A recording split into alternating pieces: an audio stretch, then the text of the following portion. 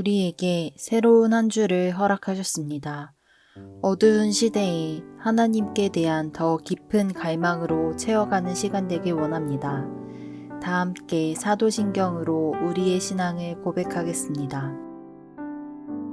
전능하사 천지를 만드신 하나님 아버지를 내가 믿사오며 그 외아들 우리 주 예수 그리스도를 믿사오니 이는 성령으로 잉태하사 동정녀 마리아에게 나시고 본디오 빌라도에게 고난을 받으사 십자가에 못 박혀 죽으시고 장사한 지 사흘 만에 죽은 자 가운데서 다시 살아나시며 하늘에 오르사 전능하신 하나님 우편에 앉아 계시다가 저리로서 산자와 죽은 자를 심판하러 오시리라.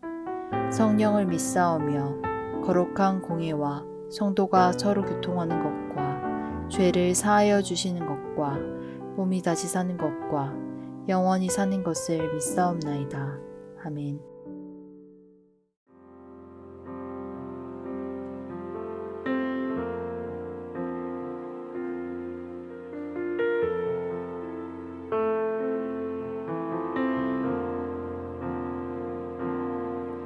수많은 무리들 줄지어 그분을 보기 위해 따르네.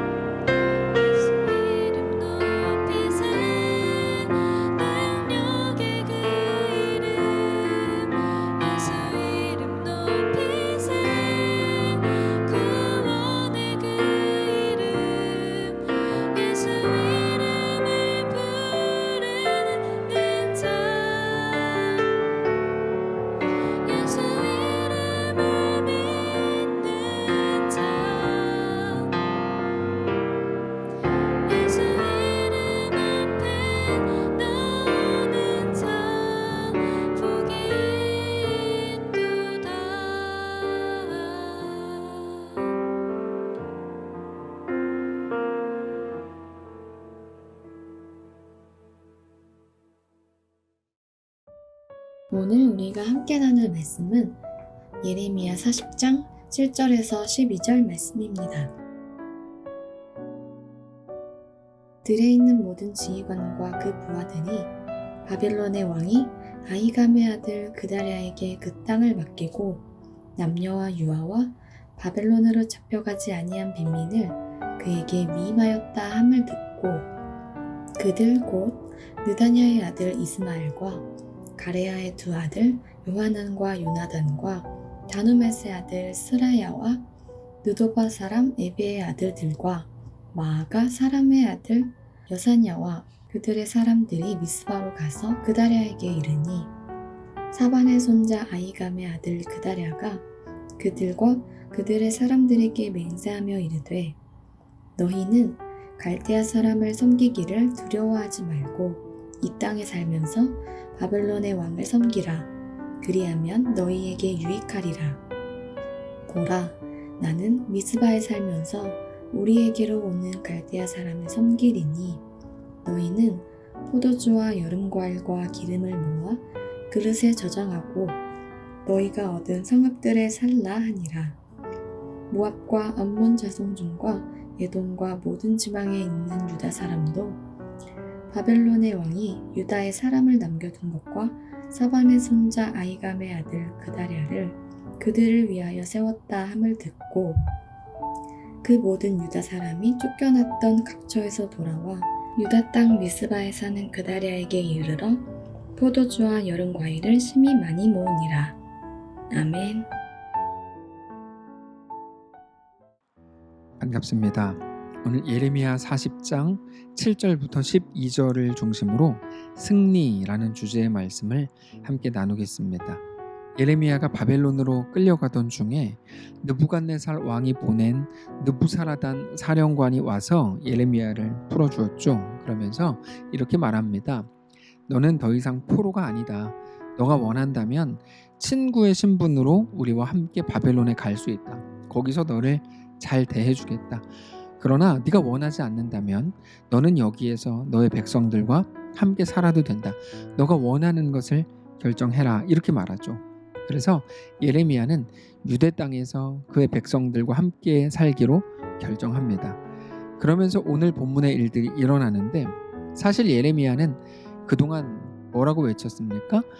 바벨론으로 끌려가는 게 하나님의 은혜고 여기 남아있는 자들은 결국 모두 죽게 될 거다. 이렇게 말을 했었죠.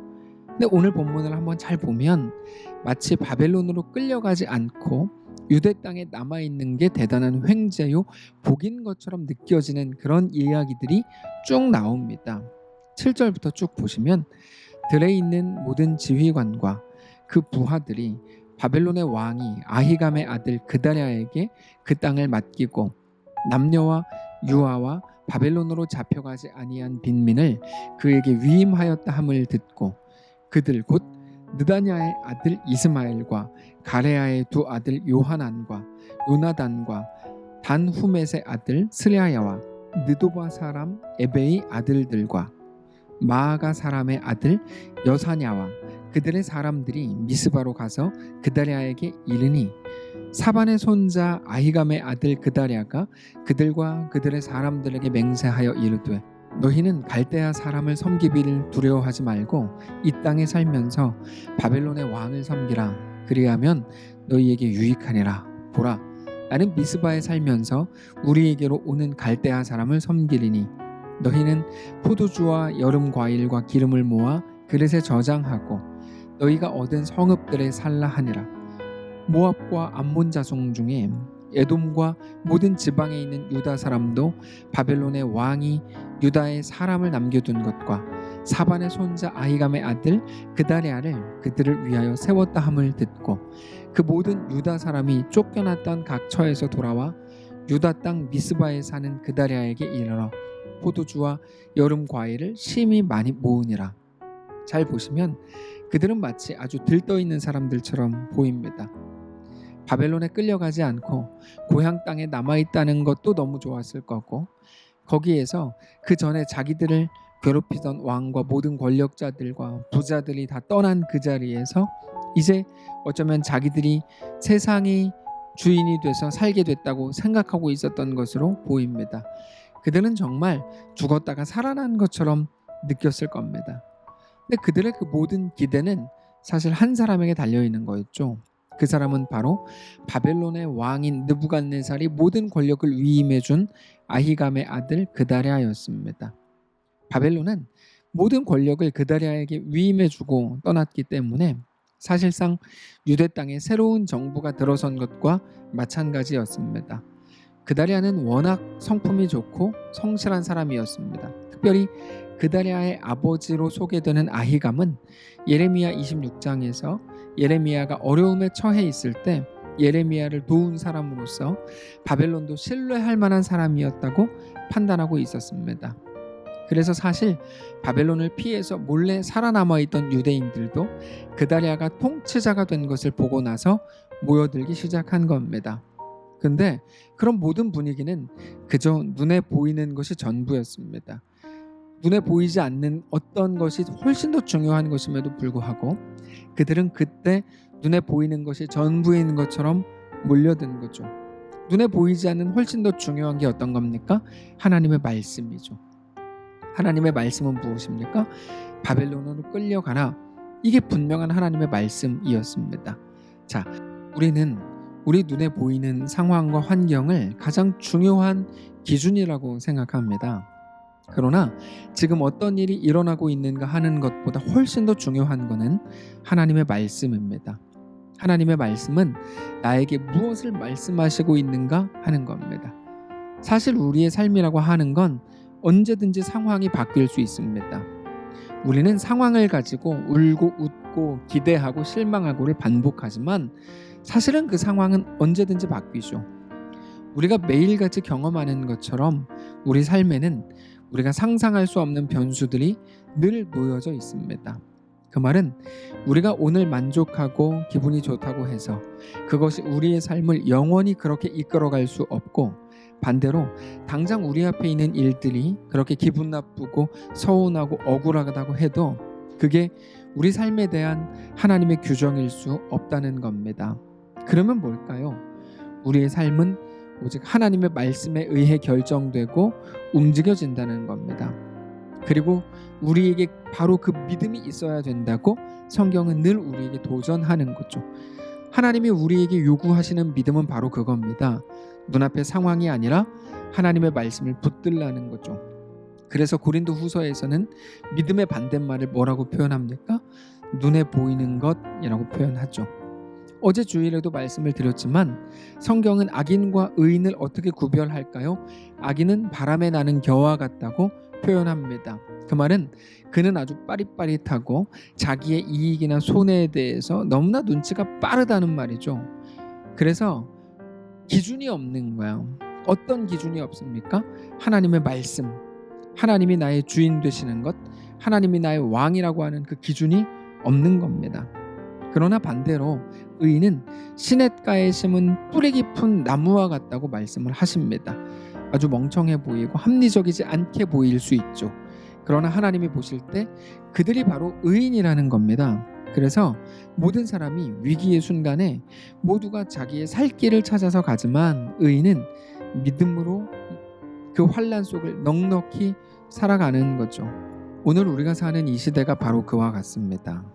눈에 보이는 대로 반응하면서 살기에는 하나님이 우리에게 주신 말씀이 너무나 명확합니다. 어떤 찬양의 가사처럼 세상은 흔들리고 사람들은 모두 주를 떠나죠.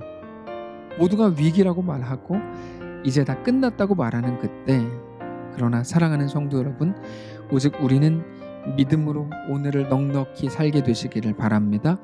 그게 승리하는 방법입니다.